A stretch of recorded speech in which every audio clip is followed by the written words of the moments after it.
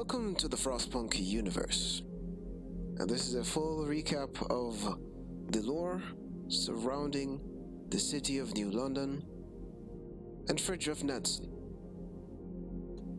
and the events that took place in 1886 onwards, leading to the end of mankind's full reign over Earth.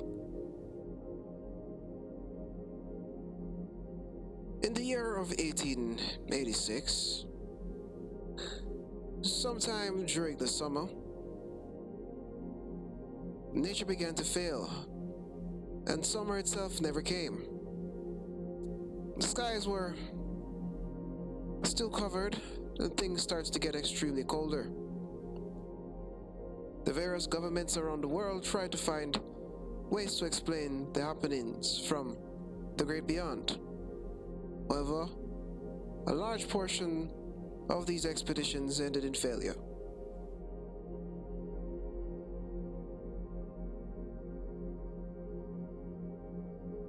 Various activist groups and advances in medical technology allowed humanity to sustain itself to some extent during the horrific and coming times ahead.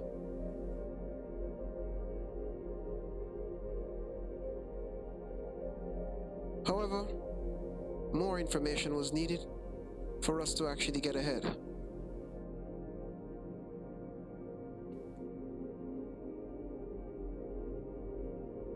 Sometime after, the British Empire, along with a few others, decided to set up expeditionary teams to build large heat towers up north in an attempt to try and escape or prevent the full-on extinction of mankind.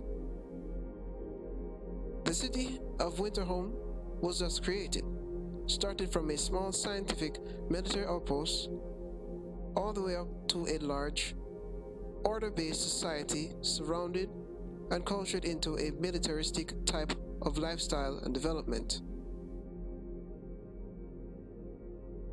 Her Majesty's forces and other individuals also made use of powerful and experienced explorers of the time, one of which was Fridtjof Nansen, who was a very talented and well-rounded individual trained in the arts of survival. He was also an oceanographer, born in the year 1861. The man was extremely good at skiing, and it was one of the things that he loved to do, along with a couple other things. We also know that he was the one that led the expedition up north and is also responsible for, to an extent, gathering a certain amount of information to explain to the inhabitants of New London about the fact that the storm was coming and their days were numbered. Under this pretense, the man actually died in a cave, as was explained further on last year.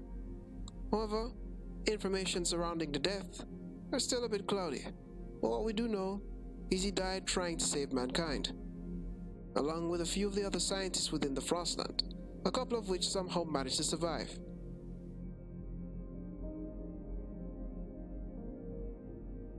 As the temperatures started to fall further and further and further, the city of London was eventually covered in snow. Spoilers ahead. At the same moment, Winterholm was on the brink of collapse. Many of the inhabitants were tired of the barbaric and dictatorship-style rule of the leader, and so a fight broke out within the city. Around the same time, the inhabitants of New London, or London itself, had just left their land dreadnought and started to head towards the generator site into which they were to inhabit. However, they found numerous things along the way, exploring and trying to figure out what happened to the inhabitants of the other cities. They settled down and built up a well-established society. However, news reached them of the end of Winterholm. At the time, there were no records to keep information or rounding to find an analysis as to what happened. But based on our understanding of playing various scenarios, we know that the inhabitants somehow managed to make it out, their destinies unknown. The captain prepared the land dreadnought, and they set off into the unknown, never to be seen again.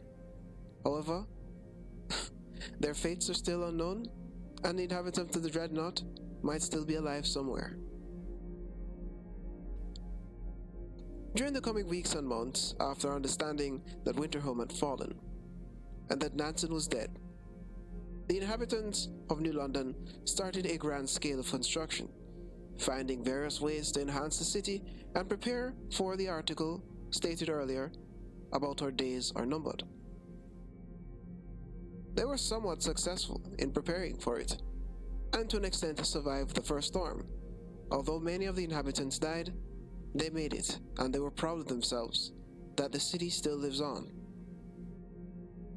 It is suggested that these storms are things that come from the south and head towards the north, and are continuous events within the Frostland over a certain period of time, preferably in the months of August, January, November, leading all the way up to April. And it is understood that around the month of April, the storm subsides and the weather gets a little bit better. So far, New London has survived the worst of the worst and has come to grip with the fact that a lot of the inhabitants of the Frostland are dead.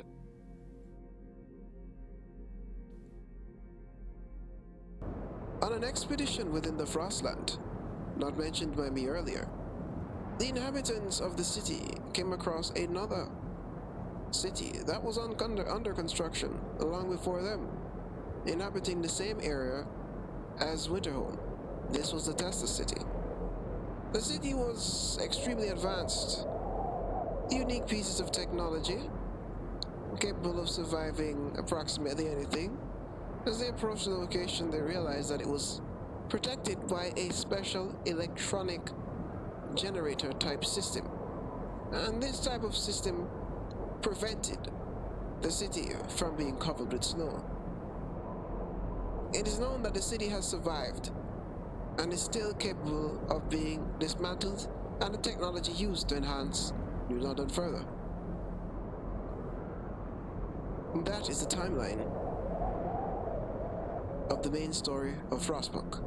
I'll see you guys in the next one.